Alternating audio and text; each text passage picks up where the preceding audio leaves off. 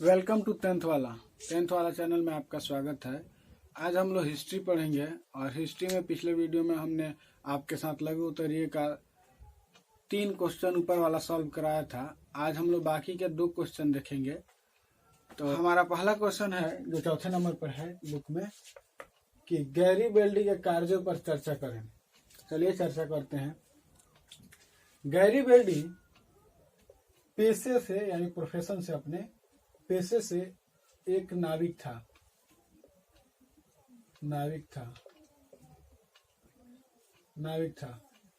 और गैरीबेल्डी जो है शुरू में गणतंत्र का पक्षधर था। ठीक है, गणतंत्र स्थापित करना चाहता था, गणतंत्र का स्थापना चाहता था और मेजनी के विचारों का समर्थक भी था। मेजनी के विचारों का समर्थक था, मेजनी का समर्थक। ठीक है, आपको पिछले वीडियो में बता चुके हैं हम कि मेजनी कौन था। मेजनी के विचारों का समर्थक था। वो इटली के कुछ हिस्सों पर मतलब गणतंत्र का स्थापना करना चाहता था। इसलिए वो सेना शक्ति को समझता था कि आर्मी फोर्स क्या होती है। इसलिए उसने अपने आर्मी को एकत्र किया और इटली के कुछ हिस्सों पर आक्रमण करके उसे अपने नियंत्रण में कर लिया। लेकिन इटली के कुछ प्रांत को जब उसने अपने अंदर किया, दक्षिणी प्रांत को एक्चुअली में उसने अपने अंदर किया था, दक्षिणी प्रांत को, तो उसके बाद उसने क्या किया, बाद में उसने क्या हुआ कि वो काउंट कावूर के प्रभाव में आकर उससे इंस्पायर होकर के वो राजतंत्र का पक्षधर बन गया। इस शख्स के काउंट कावूर के प्रभाव में आकर के वो राजतंत्र का पक्षधर बन गया। राजतंत्र का पक्षधर तो बन गया और उसने क्या किया कि वहां इटली के कुछ हिस्से, दक्षिणी इटली के ही कुछ हिस्से, जिसमें बुरबॉन फैमिली के लोग यानी बुर्बो वंश के लोग बहुत जरी से ही उस पर हुकूमत करते आ रहे थे, उसमें वो आक्रमण किया और आक्रमण करके क्या किया कि वहां के लोग जो थे वो बुरबॉन फैमिली से जो है बुर्बो वंश से बहुत मतलब परेशान हो गए थे, तंग आ गए थे। इसलिए उन लोगों ने क्या किया कि गैरीबेल्डी का समर्थन किया और वहां से उसने क्या किया कि वहां पे उस क्षेत्र को जीत लिया। गैरीबेल्डी ने उस दक्षिणी क्षेत्र को जीत लिया। क्षेत्र को जीतने के बाद क्या किया कि वहां को उसको बगैर कुछ किए वहां पे विक्टर एमेनुएल को वहां का शासक बना दिया। ठीक है, शासक बना दिया। किसको? शासक बना दिया विक्टर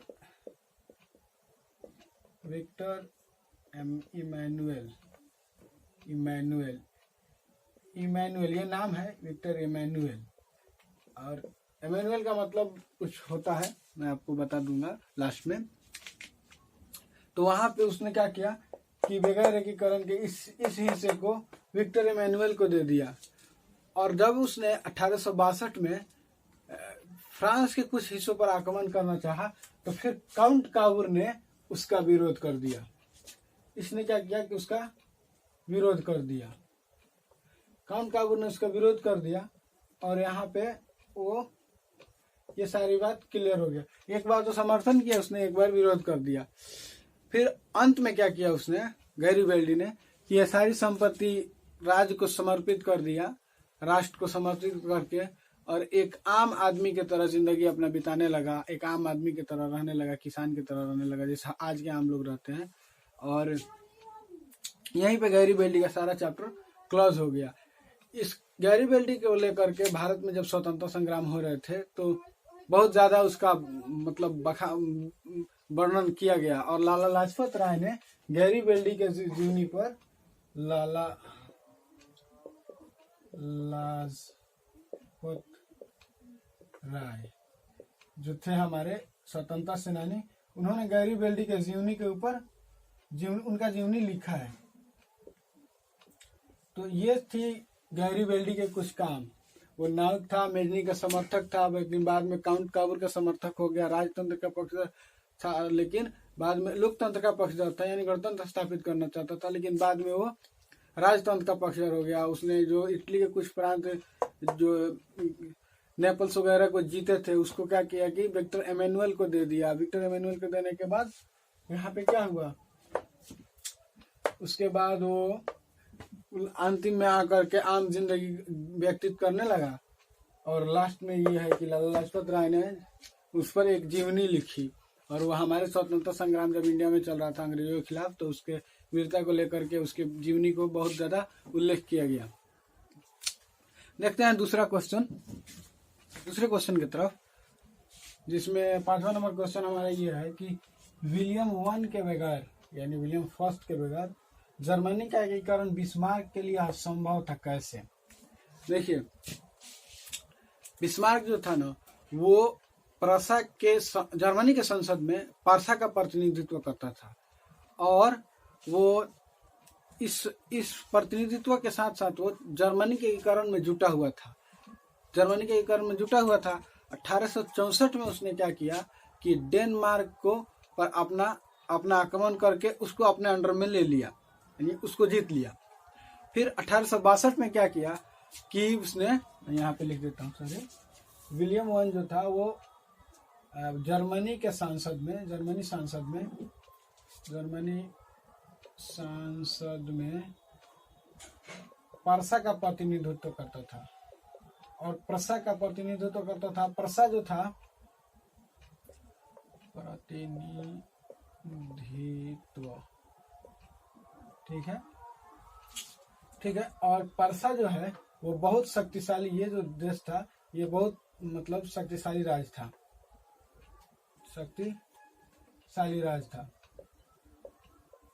उसके बाद क्या था कि ये इसका प्रतिनिधित्व करते करते वो जर्मनी का एकीकरण करना चाहता था, यानी यूनिफिकेशन करना चाहता था, लेकिन इसके लिए वो सैन्य शक्ति को समझता था कि सेना बहुत इंपॉर्टेंट है। जैसे कि गैरीबेल्डी समझता था, उससे ही बिस्मार्क समझता था कि सेना बहुत ही जरूरी है। इसके लिए उसने सैन्य शक्ति को समझता था।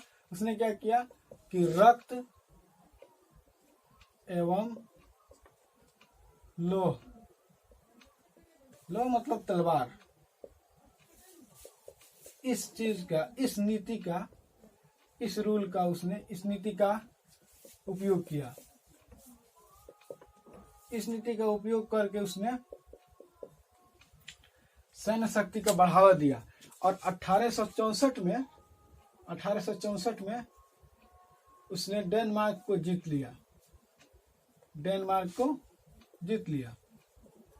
डेनमार्क को जीतने के बाद 1864 में पूरी तरह इसके नियंत्रण में आ गया डेनमार्क। फिर उसने क्या किया कि बिस्मार्क को अपना चांसलर बना दिया। किसको? बिस्मार्क ने क्या किया कि विलियम वंस को अपना चांसलर बना दिया, वाइस चांसलर। ठीक है। अब देखिए, विलियम जो फर्स्ट था वो समझता था कि फ्रांस को बगैर हराए जो है जर्मनी का एकीकरण नहीं हो सकता था। ये बात सही भी है कि फ्रांस को बगैर पराजित किए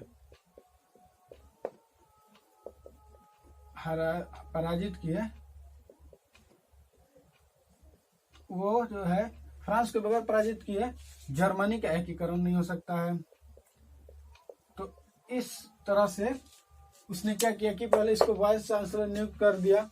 और ये जो था बिस्मार्क जो था वो इस तरह का आदमी था कि अगर बिस्मार्क जो है कि अगर कोई उदारवादी किस्म का राष्ट्रवाद हो, यानी कोई मतलब कट्टर राष्ट्रवाद ना हो, नॉर्मल राष्ट्रवाद हो, देश हित में सोचता हो, या फिर कोई कट्टरवादी राष्ट्रवाद हो, वो दोनों बिस्मार्क का समर्थन करते थे, बिस्मार्क का समर्थन करते थे। और जो है बिस्मार्क ने क्या किया कि विलियम को अपना चांसलर नियुक्त कर दिया। तो इसी तरह और विलियम को पता था कि फ्रांस को बगैर पराजित किए हम जर्मनी का एकीकरण नहीं कर सकते थे, इसीलिए इसी तरह से, क्योंकि बिस्मार्क के लिए ये चीज असंभव था विलियम के बगैर, क्योंकि उसके पास सैन्य शक्ति था, वो राष्ट्रवादी किस्म का था, जो जिस देश का वो राजा था वो शक्तिशाली था। तो ये दो क्वेश्चन हमारा लघु उत्तरीय का आज खत्म हुआ। वो पिछले क्वेश्चन में एक चीज हम भूल गए थे कि 1862 में, आप उसको नोट कर लीजिएगा, उसी में 1862 में मेजनी ने क्या किया था, ये दूसरे क्वेश्चन का है, ये दूसरा क्वेश्चन है। मेजनी ने क्या किया था कि रोम पर आक्रमण किया था, रोम पर आक्रमण, और इसीलिए काबूर ने उसका विरोध किया था। पहले तो उसने समर्थन किया, उसके प्रभाव में आकर के वो क्या बना था, राजतंत्र का पक्षधर बना था। लेकिन जब रोम पर आक्रमण किया, रोमन साम्राज्य पर, तब वो उसने काबूर ने उसका विरोध किया। तो इसको आप पिछले क्वेश्चन में ऐड कर लीजिएगा, मेजनी के कार्य पर चर्चा करें, गैरीबल्डी के कार्य पर चर्चा करें। सॉरी, गैरीबल्डी ने रोम पर आक्रमण किया था, गैरीबल्डी। तो ये क्वेश्चन पिछले क्वेश्चन में आप ऐड कर लीजिएगा। ठीक है, आज के लिए बस इतना ही, मिलते हैं नेक्स्ट वीडियो में अगले चैप्टर के साथ। Thank you for watching this video.